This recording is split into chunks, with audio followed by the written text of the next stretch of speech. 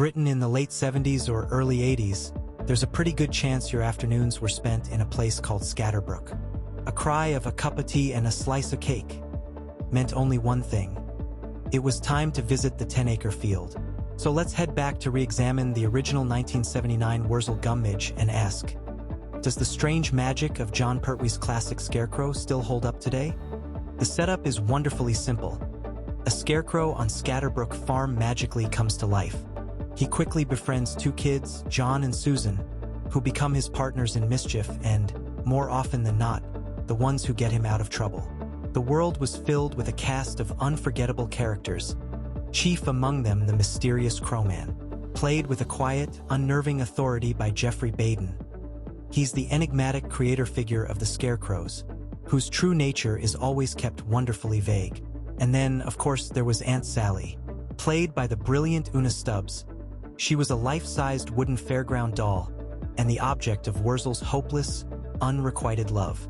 This was a huge change from the books, where, across the series, Aunt Sally is more of an actual aunt and Worzel is married to a scarecrow named Earthy Mangold.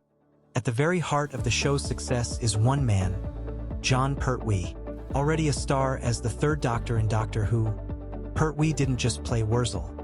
He became him. His performance is a masterclass in physical comedy. From his stiff, creaky walk to the endless variety of gurning faces he could pull. It was a brilliantly detailed performance that felt like a throwback to old-school variety entertainers. Pertwee gave Worzel his own language, Worzelese, and a stock of brilliant catchphrases, including the immortal, "I'll be bum swizzled." But maybe the most iconic and bizarre part of the character was his collection of interchangeable heads. Each one, carved from a turnip or a swede, gave him a different skill or mood. It was this mix of the silly and the surreal that made Worzel so unforgettable.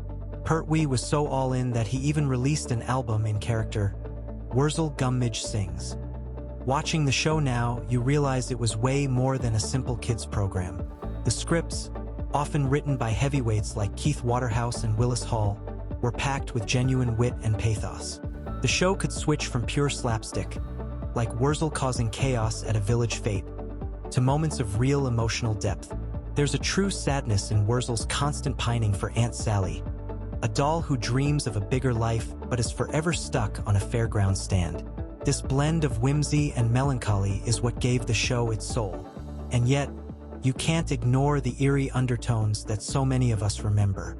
The whole idea of scarecrows coming to life, the slightly menacing presence of the Crowman, and Worzel literally swapping his disembodied heads.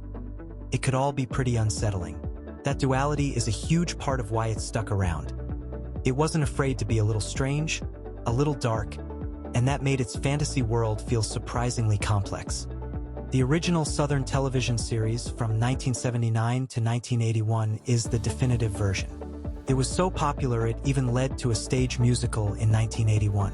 Years later, Pertwee returned to the role for a follow-up series, Worzel Gummidge Down Under, which ran from 1987 to 1989 and took the character to New Zealand. The fact that the character was so successfully revived in 2019 by Mackenzie Crook just proves the story's timeless appeal and its deep connection to the folklore of the English countryside. The 1979 series perfectly captured a nostalgic vision of rural life that, for a lot of people, feels like a lost world. So, does the magic still hold up? Oh, absolutely. While some of the production values feel a bit dated, the incredible charm, sharp wit, and undeniable heart of Jon Pertwee's performance are timeless.